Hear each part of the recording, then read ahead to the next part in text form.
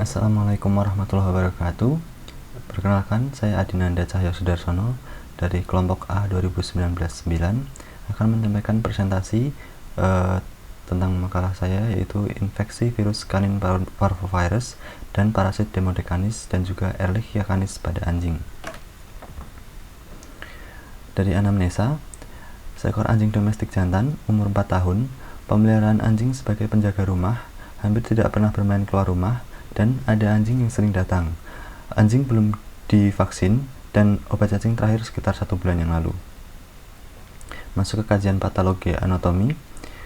Yang pertama, didapati kemerahan pada daerah muka dan juga kaki depan berupa pruritus dan juga alopecia. Ini mengarah pada adanya infeksi Demodecanis karena Demodecanis menyebabkan kerusakan pada folikel rambut dan juga menimbulkan reaksi keradangan.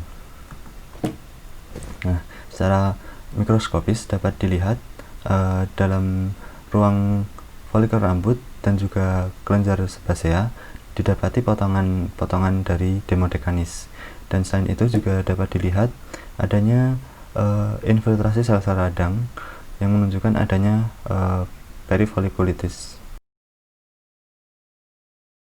Secara makroskopis didapati adanya hemoragi retina, kemudian epistaksis, dan juga hemoragi petechiae dan ekimose pada mukosa mulut. Ini merupakan gejala yang ditimbulkan dari infeksi Ehrlichia canis, di mana Ehrlichia canis ini menyebabkan bleeding diathesis. Selanjutnya didapati organ lien mengalami peningkatan ukuran atau yang biasa disebut splenomegali. Ini merupakan salah satu gejala patognomonik dari Ehrlichia canis. Nah, menurut Nair et al. 2016, dari beberapa anjing yang diinfeksi Ehrlichia canis tidak menunjukkan perubahan secara makroskopis dari organ-organ yang diserang, namun memberikan perubahan secara mikroskopis yang dapat dilihat dari gambar berikut. Row 1 merupakan gambaran organ normal dari anjing, dan row 2 adalah gambaran dari anjing yang diinfeksi Ehrlichia canis. Nah, organ A ini dimulai dari paru-paru. Paru-paru dari anjing yang terinfeksi Ehrlichia canis terlihat terjadi invasi limfosit secara besar. Dapat dilihat perbedaannya jika dibandingkan dengan organ yang normal. Kemudian gambar B adalah gambar mikroskopis dari hati. Hati dari anjing yang terinfeksi Ehrlichia canis menunjukkan adanya agregasi atau sinusoid granuloma dan juga adanya infiltrasi limfosit periportal. Kemudian untuk C ini merupakan gambaran histopatologis dari organ lien, di mana lien mengalami hiperplasia pulpa putih. Selain itu, Ehrlichia canis juga menyebabkan adanya benda inklusi dalam sitoplasma, di mana ini merupakan morula dari Ehrlichia canis yang berupa benda inklusi berwarna pinkish red. Selanjutnya ada ödem perineural ringan dan perivascular caving di gambaran mikroskopik organ otak. Ginjal juga mengalami perubahan berupa adanya agregasi sel-sel plasma di sekitar glomerulus dan juga proliferasi dari membran glomerulus.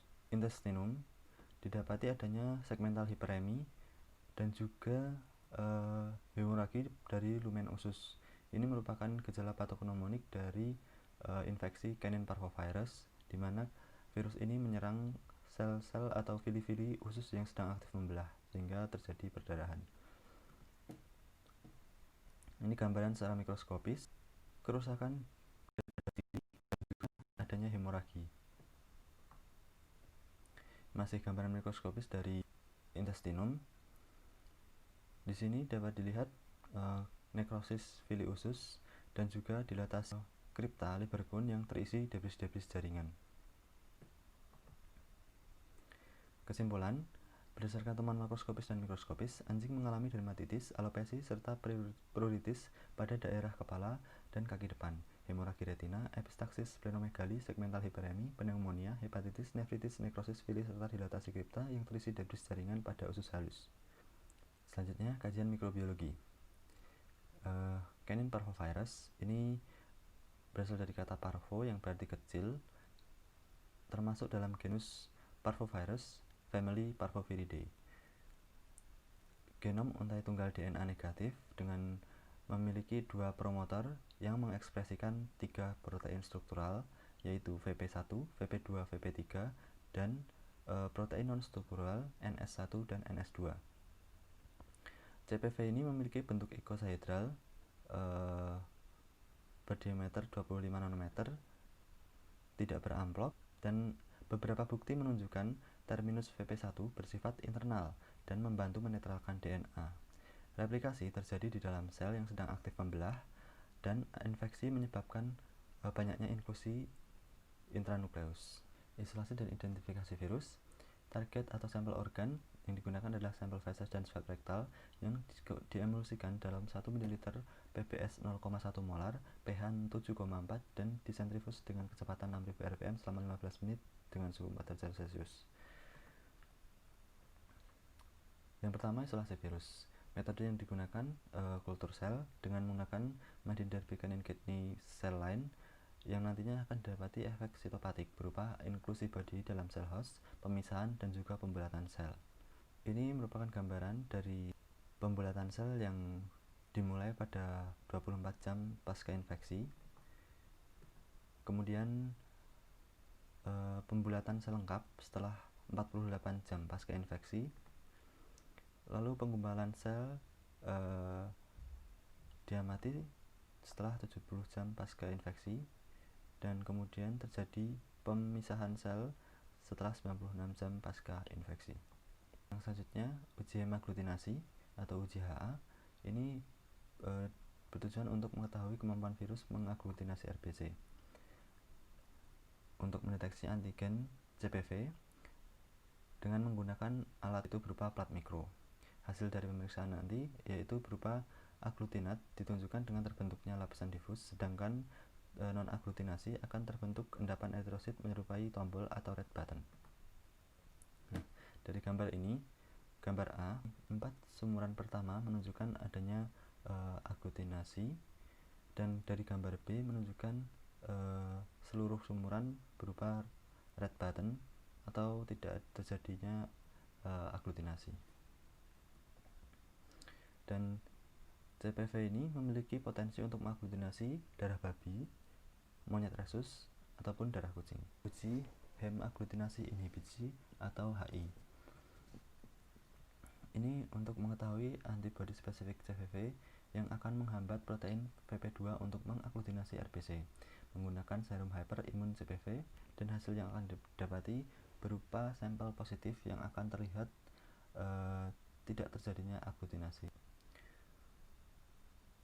Selanjutnya, uji ELISA atau Enzyme Linked Immunosorbent Assay. Ini untuk mendeteksi antigen CPV.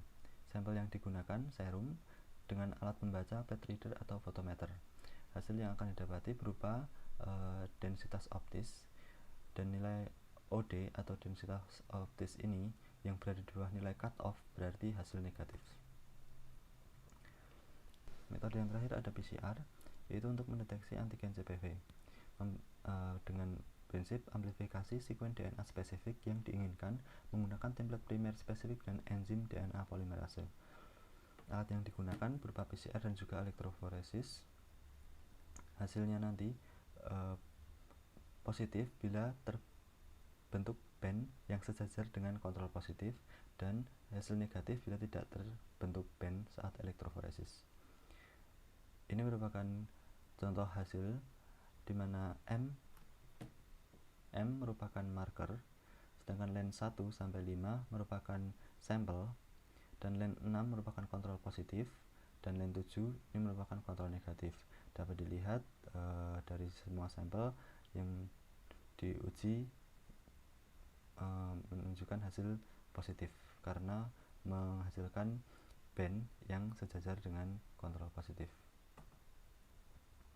Kesimpulan, berdasarkan studi kasus mikrobiologi, Canine parvovirus dapat diisolasi dengan kultur sel, CRFK, MDCK, WRCC, serta dapat diidentifikasi dengan uji HA, HI, ELISA, dan PCR. Kajian parasitologi. Metode pemeriksaan ada 3, pemeriksaan apus darah, kemudian kerokan kulit atau skin scraping, dan juga trikogram atau hair plug. Pemeriksaan apus darah ini untuk mendeteksi adanya parasit darah dengan menggunakan pewarna. Pewarna yang digunakan yaitu Giemsa. Hasil dari apus darah ini contohnya akan terlihat adanya morula di sitoplasma monosit yang berwarna eosinofilik. Kemudian kerokan kulit dan trikogram untuk menemukan parasit Demodecanis, di mana nantinya akan terlihat morfologi dari parasit yang ditemukan. Dalam kasus ini Demodecanis yang khas dengan bentukan menyerupai cerutu dengan 4 pasang kaki. Kesimpulan, berdasarkan kajian parasitologi, anjing mengalami demodecosis dan ehrlichiosis.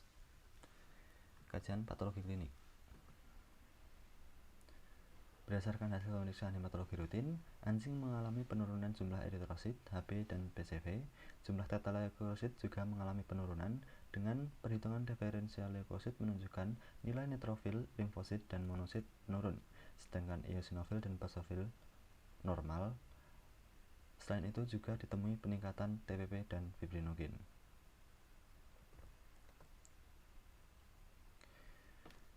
Menurut Weiss and Wardrop 2010, jumlah eritrosit, HB, dan PCV merupakan parameter yang tepat untuk menentukan status anemia. Anemia merupakan kondisi menurunnya jumlah eritrosit, HB, atau keduanya dalam sirkulasi darah. Menurut Salasia dan Haryono 2010, anemia dapat disebabkan karena adanya perdarahan yang disebabkan infeksi mikroorganisme ataupun trauma, peningkatan destruksi eritrosit, dan penurunan lifespan eritrosit, depresi sumsum tulang, defisiensi nutrisi, dan juga agen kimia yang bersifat toksik juga menjadi penyebab anemia. Data pemeriksaan anjing menunjukkan penurunan jumlah eritrosit, HB, dan juga PCV yang mengindikasikan anjing mengalami anemia. Klasifikasi anemia secara morfologi dapat dilihat dari nilai MCV dan MCHC, di mana anjing mengalami penurunan. Hal tersebut mengarah ke anemia. Klasifikasi anemia mikrositik hipokromik. Anemia mikrositik hipokromik sering terjadi akibat kekurangan zat besi yang menyebabkan produksi hemoglobin tidak memadai. Kekurangan zat besi menyebabkan penurunan kadar HB yang mengakibatkan kadar HB di bawah titik kritis HB, menyebabkan prekursor eritrosit membelah secara terus-menerus yang mengakibatkan ukuran eritrosit menjadi kecil. Selain itu juga menyebabkan produksi hemoglobin yang tidak cukup. Kekurangan zat besi terjadi pada fase kronis atau kehilangan darah yang terus-menerus. Penyebabnya diantaranya seperti infestasi ektoparasit, endoparasit, hematuria, epistaxis, hemoragi, koagulopati, trombositopenia, trombositopatia, dan hemoragi gastrointestinal. Dalam kasus ini, anjing mengalami anoreksia sehingga asupan nutrisi tidak mencukupi yang diperparah dengan hemoragi di beberapa organ, dan ditemukan adanya infestasi Demodecanis tersebut menyebabkan defisiensi zat besi sehingga tubuh mengalami gangguan dalam pembentukan eritrosit dan hemoglobin, sehingga nilai MCV dan MCHC rendah. Selain itu, infeksi CPV pada anjing juga menyebabkan anemia karena menyerang sel-sel yang sedang aktif membelah, menyebabkan hemoragi, dan virus masuk ke dalam sel dengan terlebih dahulu menempel pada reseptor transferin yang berfungsi untuk mengikat dan menyalurkan zat besi ke dalam sel. Dalam kasus ini, ehrlichiosis juga menyebabkan kerusakan pada ginjal, di mana ginjal memiliki fungsi untuk menghasilkan eritropoietin yang berfungsi untuk menstimulasi pembentukan eritrosit dan mengakibatkan anemia non-regeneratif. Anjing mengalami peningkatan TPP, di mana menurut Cowell, peningkatan TPP merupakan akibat dari peningkatan plasma globulin atau penurunan cairan plasma. Maka terjadinya hipoproteinemia diantaranya adalah dehidrasi, keradangan, dan kondisi neoplastik. Peningkatan TPP disertai dengan penurunan PCV. Hal ini menurut Kotter menandakan anemia yang berhubungan dengan kondisi dehidrasi, kondisi muntah dan diare selama 2 hari, dan juga anoreksia menyebabkan tubuh kehilangan banyak cairan dengan intake cairan yang kurang sehingga mengakibatkan dehidrasi. Fibrinogen dari data menunjukkan adanya peningkatan. Menurut Salasia dan Haryono, fibrinogen merupakan protein plasma yang dihasilkan oleh hati dan menjadi sebuah parameter yang baik pada kasus keradangan, di mana pada kondisi keradang akan terjadi peningkatan fibrinogen yang signifikan. Pada keadaan dehidrasi, dapat terjadi peningkatan kadar fibrinogen maupun total protein secara relatif. Maka, untuk mengetahui peningkatan secara absolut atau relatif, dapat dilakukan perhitungan perbandingan plasma protein dan fibrinogen. Apabila perbandingan antara kenaikan protein plasma dan fibrinogen adalah 15:1 atau lebih besar, maka dapat dikatakan normal. Namun, bila kurang dari atau sama dengan 10:1, maka itu berarti terjadi kenaikan fibrinogen secara absolut. Dari hasil pemeriksaan menunjukkan perbandingan TPP dengan fibrinogen yaitu 1,4:1, yang berarti terjadi kenaikan fibrinogen secara absolut. Reaksi radang juga ditunjukkan dengan adanya demam pada anjing. Peningkatan fibrinogen dapat terjadi pada fase akut dari inflamasi.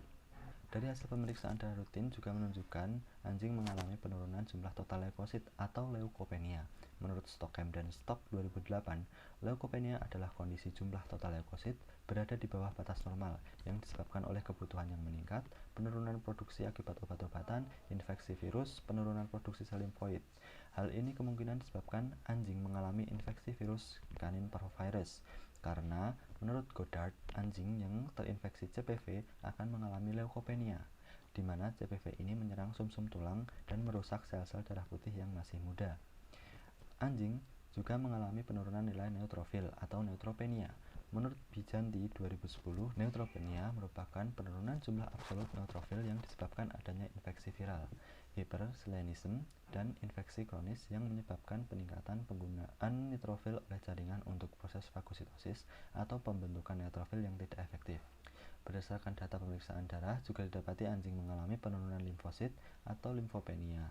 Menurut Terzungwe, temuan yang paling sering pada anjing yang terinfeksi CPV adalah limfopenia.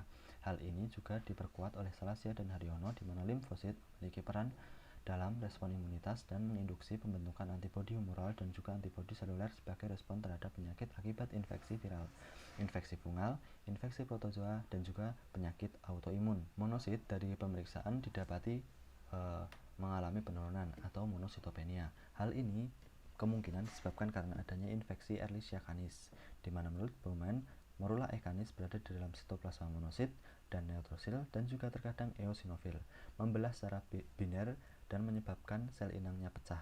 Pada kasus ini, CPV juga menyebabkan kerusakan sel-sel darah putih yang masih muda pada sumsum tulang, sehingga menyebabkan neutropenia, limfositopenia, dan monositopenia.